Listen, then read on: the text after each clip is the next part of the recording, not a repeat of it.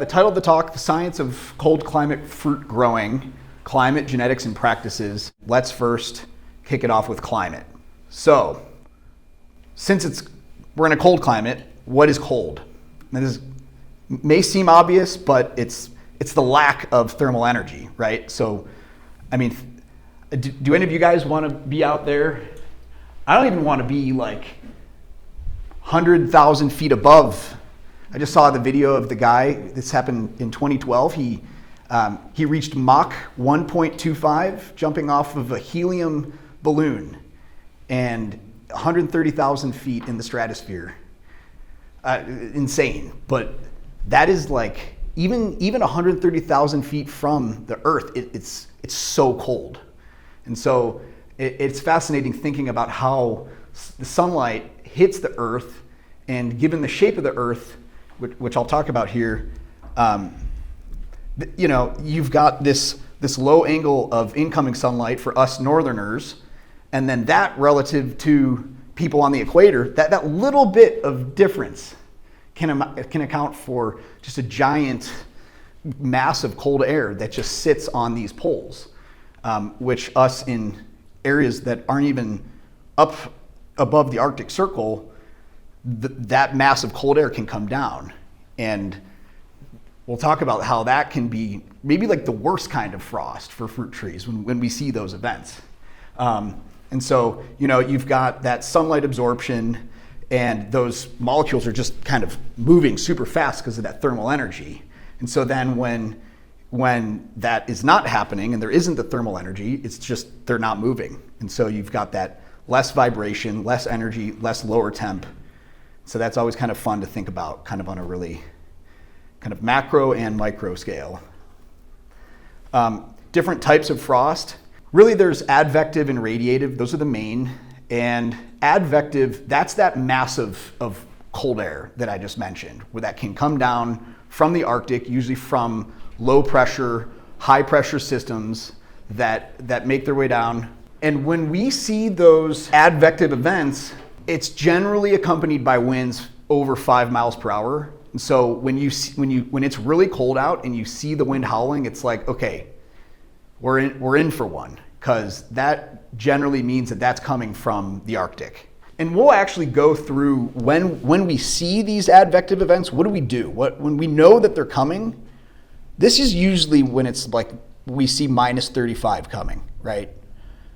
In the bitter minus, you guys, minus, there are parts maybe, some cold pockets that can hit minus 40.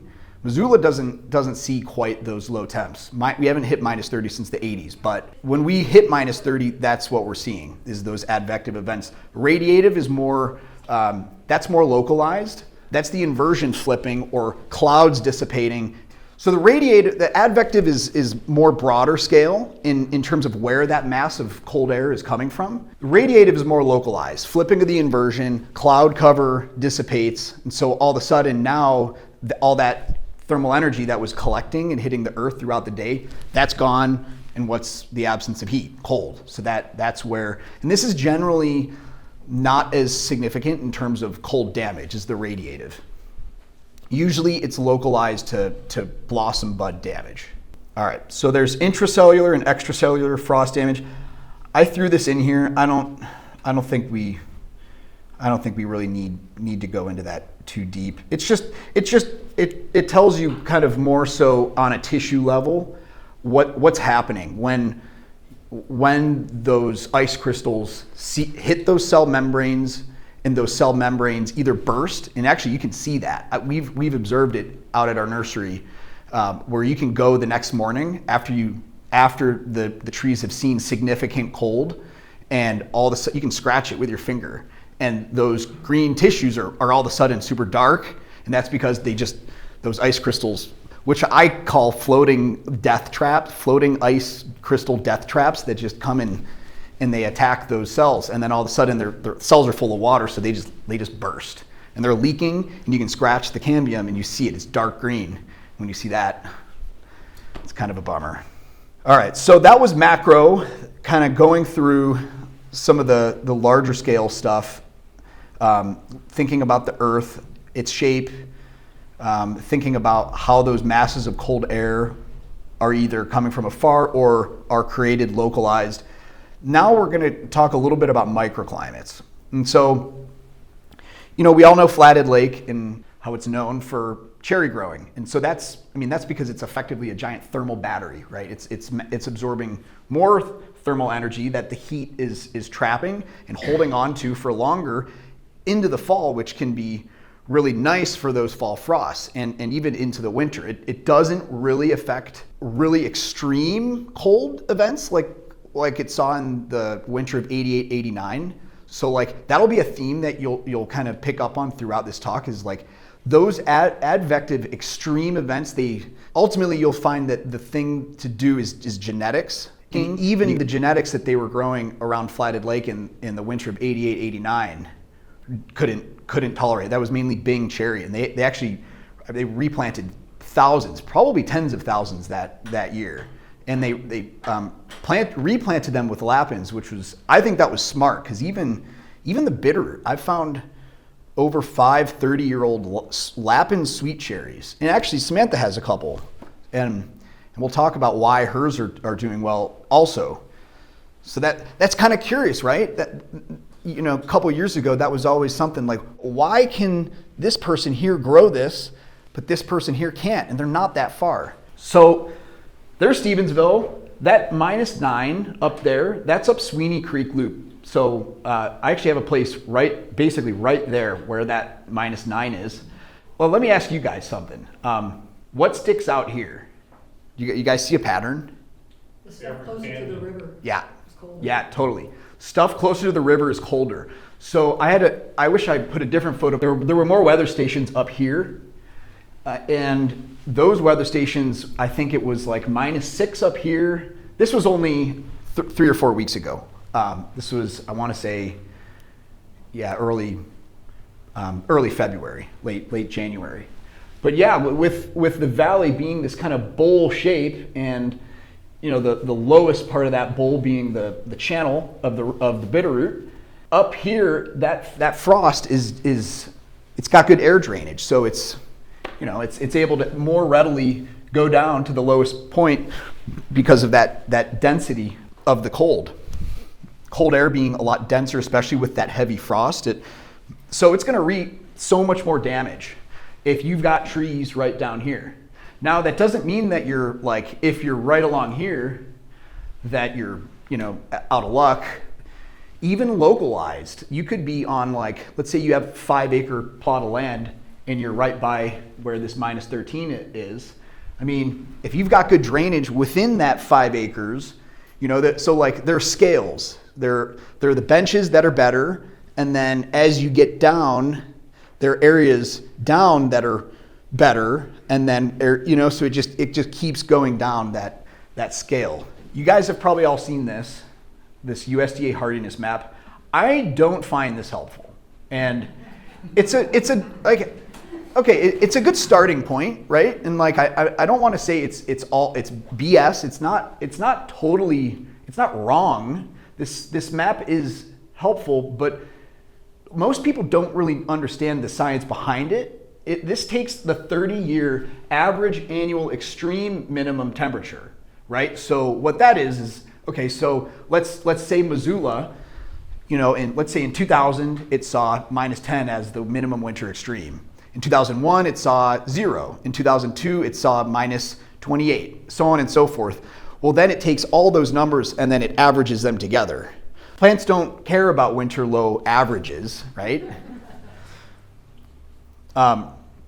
They care about the extremes. And so know what the plant has withstood extreme. And so our approach is ultimately to provide these numbers, which we're still working on. That doesn't really help you today, but I'll go through what will help you for today. So the plants care about the extremes, but it's not just the extreme winter low, right? And here are 5 things that I've seen as really the most important things for killing your trees or severely injuring them. So you've got your extreme low, which I just mentioned. And so I always tell people, if you can if you can find a weather station near your property, and don't use the airport necessarily, because like sometimes airports are in a totally different spot relative to where your spot is. Maybe it's higher up, maybe it's lower down, but it's likely going to be different. And so if there's a Weather Underground often has a lot of, and people can even buy stations as well and start measuring this. That doesn't help you in terms of collecting past data, but check out what the closest weather station was to your property, and find that January 12th of last year. See what it recorded, particularly at like 7 a.m. because that's significant. That was a serious test event for the whole state. That was a giant air mass from the Arctic that came down and it wreaked havoc. I mean, I have some screenshots on my phone of that morning in the Bitterroot, and it was brutal. Throw some temperatures out. Anyone know what your guys' sites saw? Minus 24. Minus 24? Minus 38. Minus 38? We had 39, yeah. Minus 39? The airport was minus 38. Minus 38? Yeah, okay. So, I mean, just right there, that's 14, and I saw some areas of, I think our spot at Florence, it was only minus 27, right? Mm-hmm. Well, I mean, only compared to minus 40. Like, I won't go into it too much this talk, but every kind of step in temperature of 10 degree increments is like a different class of trees that you can kind of grow. It's not to say that there aren't things that you can do to kind of, but look at that date. Another one to look for is December 22nd of 22. That was another significant advective event that happened recently. So this can outright kill your tree, or it can kill the flower buds, or both, depending on the variety. There's fall frost. So the Western Ag Research Center in Corvallis collected this. I mean, look at that. That was a total shocker, especially for when trees are still actively metabolizing, which is what they were, because we had a fairly mild October, and then all of a sudden, Missoula saw minus 10 where we were in the Orchard Homes part of town, but there were parts of the Bitterroot that saw minus 15. I know that Potomac saw maybe minus 30. Gosh, those poor people in Potomac. I know we had some people on the live stream, but on the December 22nd of 22 freeze, when Missoula got minus 25, 26, they were minus 49. And it's just so intense, especially when it's a drastic temperature variance. So that's what the cherry grower saw last year. That's what Tom McCammett saw at his Forbidden Fruit Orchard in Plains. Just warm followed by cold, right? Warm December, where the daily mean high for the month was like in the upper 40s, and then all of a sudden, this is where genetics will play a factor, because there's a thing called blossom bud dehardening, where most sweet cherries out there, the blossom buds deharden when they see that warmth. They just don't have the armor. They're like, oh, all right, this is great. And then you get that polar vortex, and they're not ready. They don't have that armor.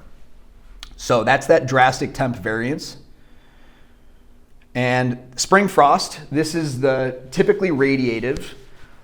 Usually this won't kill the tree, although it can if they're young. But the flower buds are mainly what is effective. So what is affected. So you may get some crop. Sometimes actually, not that you would will this, but sometimes it can actually act as like a natural thinning. Not so much for clustered fruits like cherries and grapes, but for fruits that you could see a 50% reduction in blossoms and still have a really good crop. So that would be like apples, pears, peaches, plums. They can see 50% blossom thinning and it still be a really, really nice crop and large size too. But that's if you get lucky with the spring frost thinning. It's usually not tree killing. Okay, and then this is the last one. We don't see this, but I wanted to include this because I was chatting with my buddy Bernie up in Edmonton. So this is Edmonton. Anyone ever been there? Oh, we think we're cold. Yeah, so, I throw out a lot of temperatures for what I know a given variety has survived down to, because it's helpful, right? But according to him, and we don't really see this as much, but it's great that a variety can survive down to minus 38, and we still will use that metric. But for him, they can see days on end of minus 38, and he's told me, think polar bears. He said the polar bears can survive in 3-4 minutes in ice cold water swimming around and they're fine, but 3 to 4 days, it's that prolonged cold. So day and night temps are that sustained low, and it's advective and it's cold.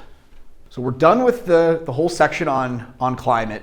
Let's talk about when the physical meets the biological. And so that's really genetics. It's kind of how I conceptualize genetics. You've got physical meeting biological. All right, so quick genetics 101, you've got your plant. Within the plant, it's made up of many cells. The cells, within the cell, there's the nucleus, which houses the chromosomes. And those chromosomes hold the DNA, which hold those genes. And so the genes to remember from this talk are cold responsive genes. This is from a paper published in 2023. If someone bothers me, I didn't cite it in this talk, but it's a really fascinating paper. They talk about cold responsive genes in the paper, and I just love this idea just because it's really fascinating to think about genes from this viewpoint of like always collecting information from our surrounding, right? And then somehow getting activated, right? And whether or not they're activated, like why would that be activated if they don't need to be activated? So like in other words, why would an orange tree, why would those genes need to be? I mean, who knows if those genes are even present? I don't know that much about plant genetics, at least as it relates to orange trees. But why would that's energy in a sense, right? That's energy expenditure for that tree to be kind of using the genes, because what's the point of those genes? It's to then have some sort of output, which we'll talk about, mainly in the form of molecules. So once activated, it signals production of these cryoprotectants and other molecules. So these cryoprotectants are basically, it's like the tree's way of like saying, all right, hey, cold, I can withstand you. And it's endlessly fascinating. There are other molecules too. They're antifreeze proteins. These bind to crystals, so I really wanted to find this video hasn't been done yet, but basically what happens is the ice crystals will start to form, and the tree whose cold responsive genes are activated will start triggering these molecules to basically just like create proteins to just stop those ice crystals in their tracks, and I just find that to be amazing. And the same thing happens with some of these other sugars. It basically just like lowers the freezing point. And actually so I'm not just like blabbing on about science, that there are products that cold climate growers can use, and I'll talk about at the end. There's certain I'll do a brief intro on it right now. It's called KDL, super fascinating compound that they've found, which is basically potassium dextrose lactose. So it's potassium attached with a couple sugars attached to it. And so what that does is it changes the potassium to nitrogen ratio in the flower tissues, and therefore, basically changes the freezing point so that those tissues don't freeze, which is really, I mean, my buddy Bob did that, sprayed KDL on his peach trees that got down to 18 in the spring, and saw no blossom loss because of that. So like it is useful to understand the science, because there are ways for us to kind of understand things like potassium to nitrogen ratio in the flowers, or how ice crystals are forming and how they can be stopped in their tracks. Yeah, and there's some other stuff in here. Heat shock proteins, reactive oxygen species scavenging. Oh, this is a caffeine molecule. I just threw that in there because I mean that's that's another. So the coffee plant has genes that are activated to tell the plant produce this plant-based insecticide, aka in this case caffeine, so that it can ward. So like I really do think that a lot of this is the future of growing. It's fully understanding what are all these molecules that most of which we don't even know that the plants are producing, so that we can either replicate that or allow those genes to be turned on. Yeah, I don't want this to be a talk about like where we're at in agriculture, but I think that eventually I think it's going to evolve towards this route where it's really using what we know about these molecules that these plants are producing and really either accommodating that molecule production or doing whatever we can to allow it to protect itself and take care of itself. So recap, how to avoid winter injury, understand your climate, understand what makes something cold hardy, genetics, select the right genetics. And you might say like, well, how do I now select the right genetics? So this is how we decide as a company like what we're going to grow. And by the way, like this isn't just a plug for us. There are plenty of other great companies out there that are also growing a lot of really neat stuff. Many things that we don't grow, like St. Lawrence Nurseries is one that does really good work. Fedco, they've got some cold hardy stuff. Let's see, Cummins Nursery, they grow a lot of like good apples, but you got to be careful with a lot of the East Coast and other parts of the country that are not super far north. You got to be, even Bailey's Nursery. I was talking to a guy the other day. Their apples are all on M7 and M111, and we used to actually use a fair bit of those, and they tend to work west of the divide. But one of my mentors, Rod McKeever, who, if anyone ever knew Rod, he had the largest germplasm of fruit growing varieties in all of Montana. He just passed away. He was up in Kalispell, but on his deathbed, he said to me, Luke, in his South Carolina drought, Luke, you gotta be growing that Dogo crab apple for the rootstock for your apples. And I'm like, okay, Rod, but you're dying right now, But that's how much he took it seriously after 30 years of growing. Hey, select the right genetics because I'm sick of having to do all this stuff just to keep, get the tree to fruit or just to keep it alive. So a big thing that people like what Rod was doing and what we're doing and what people is find plants that have that experience interfacing with that climate, that have those genes activated so that they can withstand and prevent the ice crystallization within their cells.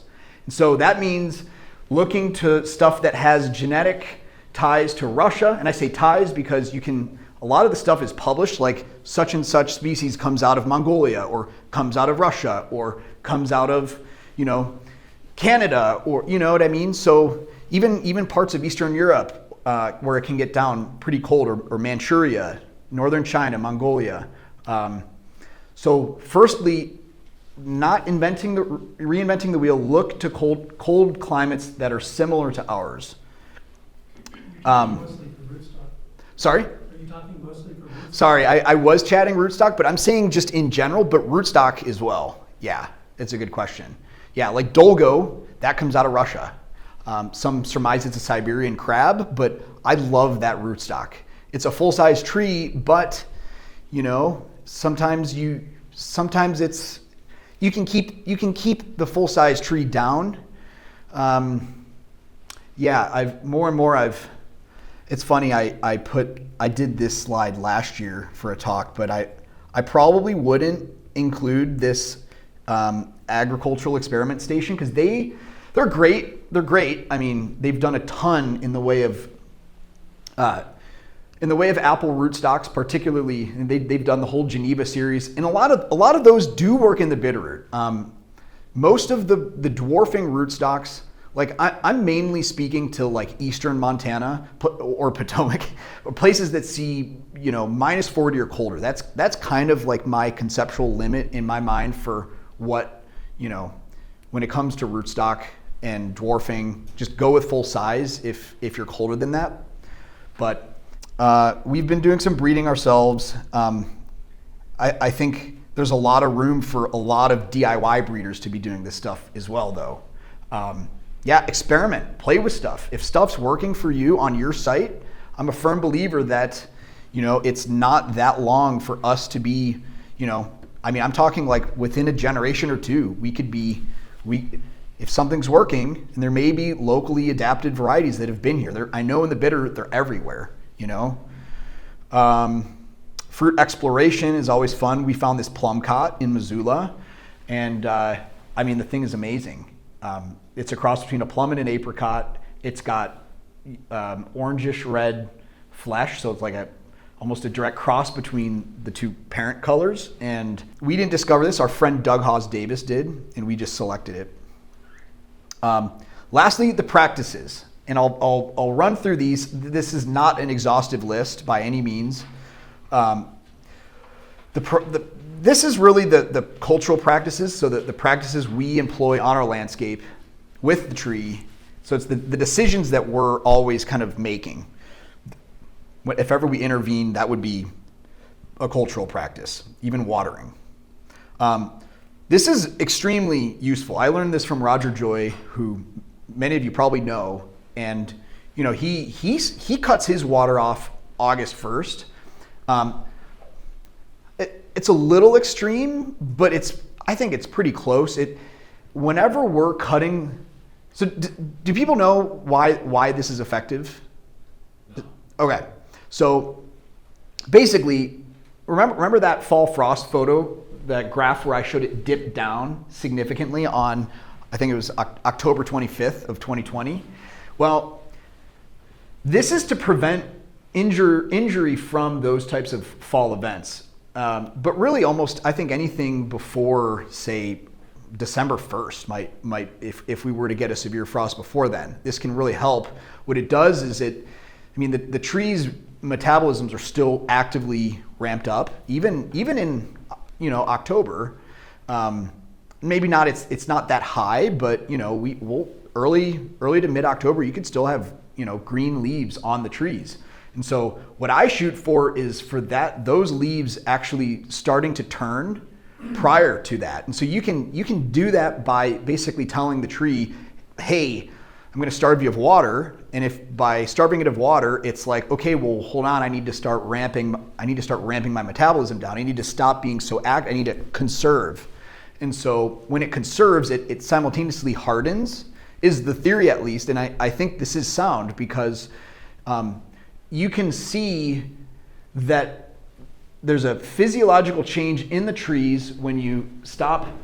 So you can't really see new growth on this one, but when you stop watering, you'll see the leaves start to droop, but it's not actively pulling water from those new shoots. If you were to do that in like mid-June, like just stop watering, and it didn't have, unless it was a really deep tap-rooted tree that had access to water deep down, then it would actually start pulling water from that new growth, which is not good because that, you know, and then eventually it'll start pulling water from, you know, this secondary, you know, growth, and then it will pull water from the trunk, and then the tree's smoked. But you can stop watering in, you know, even in early August, and you won't see that pressure from the new growth like even subside or start to desiccate. Yeah, what's up?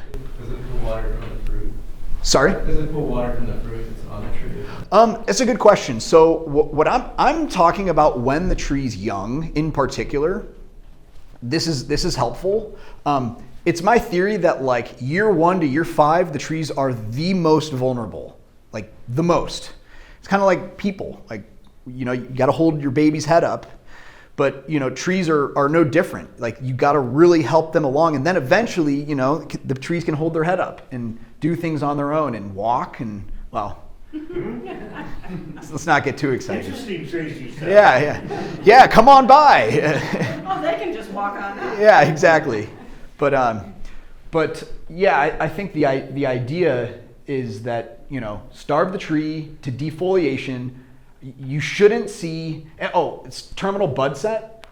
We've actually got a video. Check out the Regenerative Fruit Growers YouTube channel. There's a video on this where we walk through what all this looks like and what to look for when it comes to the terminal bud, because that'll set. That's where it stops growing and there's a bud on the end of that new growth. So check that out. I'm gonna keep plowing forward. Yeah. So that doesn't affect the ripening of the fruit?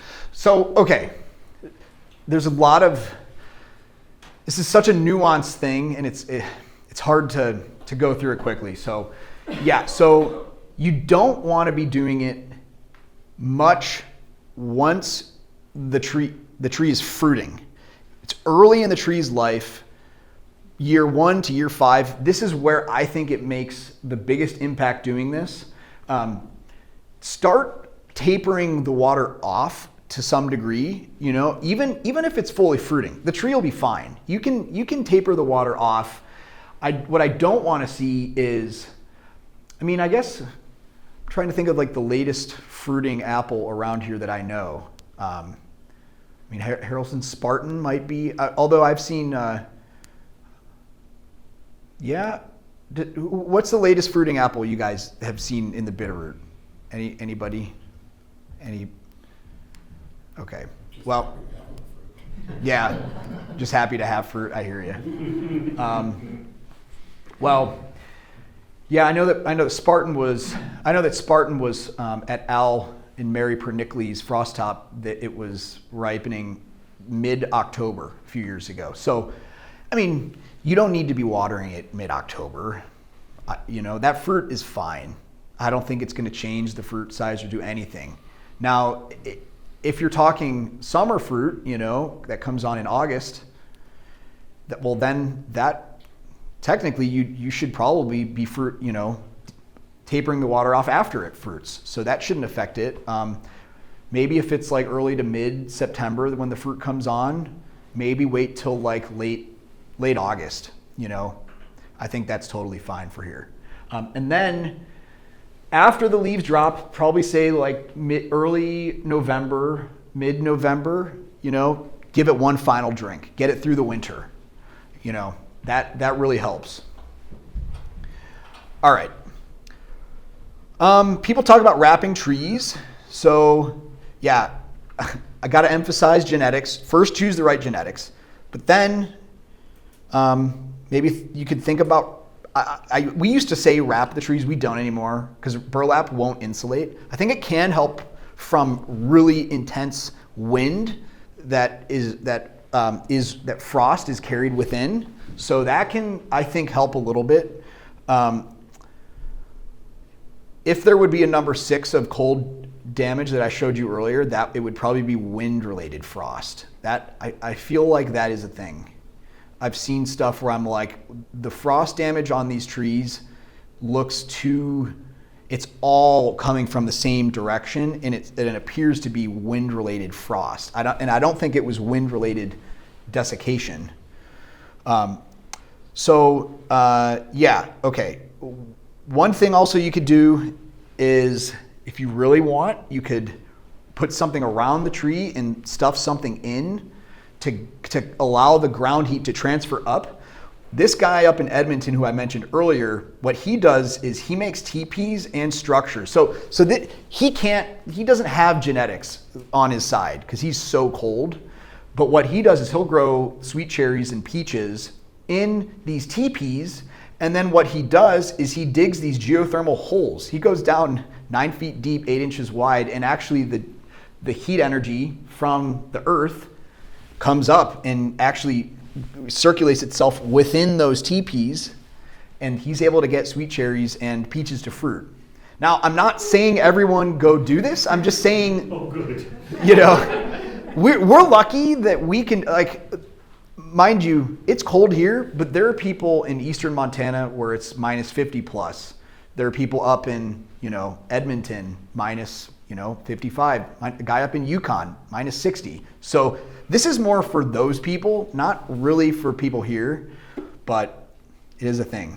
So this is what some other people do. This person put a hot tub, they put their tree right next to it.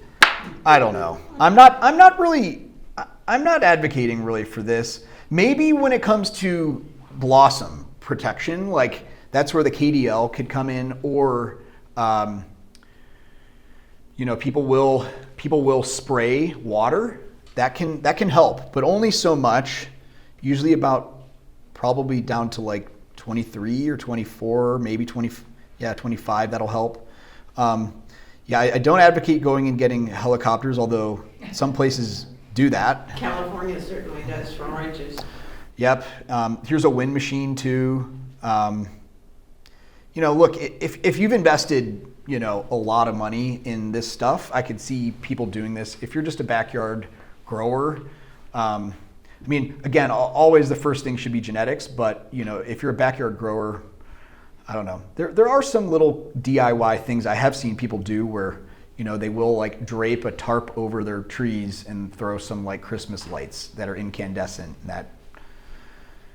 But I've never done that. I will say this: if someone were to ask me people always say, what are your favorite fruits? I think apple crabs are one of the best. And I know people online are going to hate me, some people, for using that term, but guess what? In cold climates, people have been using that for over 100 years, that term. All my mentors have used that. It's an apple crossed with some variety of crab apple. And the main reason why that it's important, I think, to be kind of talking about them this way, this kind of using the term apple crab, so it's not a crab apple, is because of the utility of those crab genetics. They're often so hardy, minus 55, minus 60, and there are very few domesticated apples. I would argue that there are very few domesticated apples that can survive down to minus 55 or colder and ripen in a short growing season that don't have recent crab apple in their ancestry. So, and plus you get some really great flavor combinations from the crab that's usually too spicy and wild in terms of the flavor for a lot of people, but it complements the more mellow sweetness of apples. So like Roger Joy, he was big on Cur, and so am I. I love that thing. It's such a good apple. It does really well in the Bitterroot. There are other apple crabs bred out of Canada, Centennial, Trailman. The list goes on. There are quite a bit that are really good, that are actually like some of my favorite, and you don't feel the need to eat like a whole meal of an apple. It's kind of pocket size, so that's nice. Those do really well. There are a ton of apples though that do well. Apple crab hybrids, so where they crossed apple crabs with apples, those do phenomenal here. There are also a lot of apples out of Minnesota. So virtually every apple in the Bitterroot, every apple out of University of Minnesota, so Harrelson, Honeycrisp, although I have a few problems with Honeycrisp, it's just a little harder to grow. But Frostbite, which is a really interesting apple. It tastes like tropical fruit punch, and so it's very divisive. Some people love it or they hate it, but it's a really interesting apple nonetheless. What was that one called? It was called Frostbite, yeah, out of Minnesota. So the Minnesota apples just by and large do really well in the Bitterroot. They ripen in time. Let's see, a lot of apples out of Canada. Those do really well. Macintosh, as you all know, does really well. Macintosh and really most of the Mac derivatives I find to be hardy only do about minus 40. That's kind of their limit. I think the Bitterroot is really the limit for Mac. And that's why people in eastern Montana have difficulty growing, Mac if they can see minus 40 or lower. And then, there are a ton of apples. Just steer clear of apples from New Zealand, Australia, Japan, even like Czech, they just don't do it. A lot of pears that'll do really well. A lot of pears out of Russia that have Russian genetics. European pears tend to do fairly well in the Bitterroot. Asian pears can be tricky in the Bitterroot for sure. I think minus 35-ish might be the limit for most Asian pears, maybe even minus 30. Like we're barely able to grow them here, but lots of Asian American hybrid plums. So we'll talk about plums. Asian American hybrid plums, those tend to do really well around here. Some Europeans do well. Anyway, Prairie Province apricots for apricots do well. Way better than European. And then in terms of peaches, peaches are like the age-old struggle in Montana, especially depending on your site. We've found the best success with Siberian peach.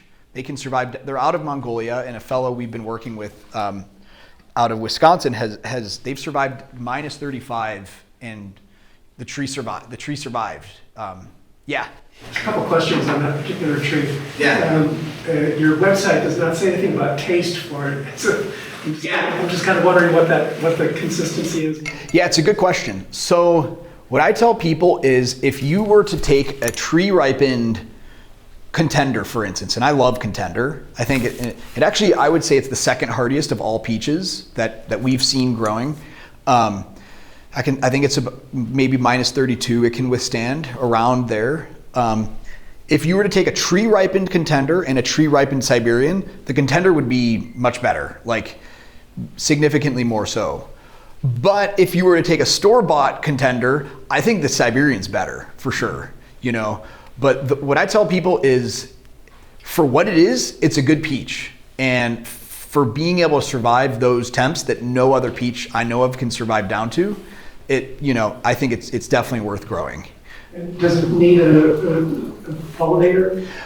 So we grow them exclusively. Well, we do graft some of them, but we grow them from seed, and so they will cross, and they are also partially self-fertile. So that is nice. You will get crop. I don't know. I've seen stuff that people say is self-fertile, and like Italian plum, and I've seen no plum in the vicinity, and it fruits very sparsely. I do think that just about everything does need a partner. There might be some that do better, but The two Siberians. Yeah, the two Siberian. That's genetically different enough for that and pollen. We're concerned about cold temps. Yeah. That's really for young trees mostly. I mean, if you have a tree that's 5 or 6 years old, is it still going to be damaged? There's so many caveats and nuances to that question. It's so hard to say because it really depends on what variety, it depends on where it's planted.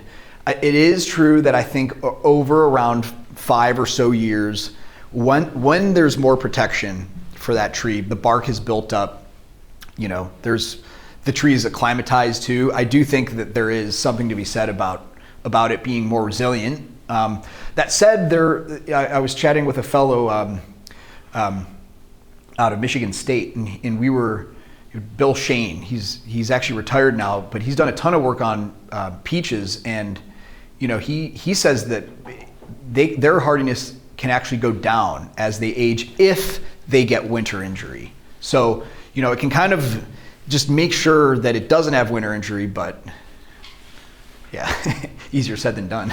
Kind of like my knees. Yeah. I could keep going through varieties. I know I know it's a lot of information and we're all probably pretty tired. If you guys want to check out more stuff on our site, feel free to do so. Conclusion, know your climate, micro and macro, and hopefully you learned a little bit about that today. Why trees don't survive the winter. Find good genetics, and also, that goes back to the second bullet point. And then site placement and cultural practices. And there you have it. Great. All right.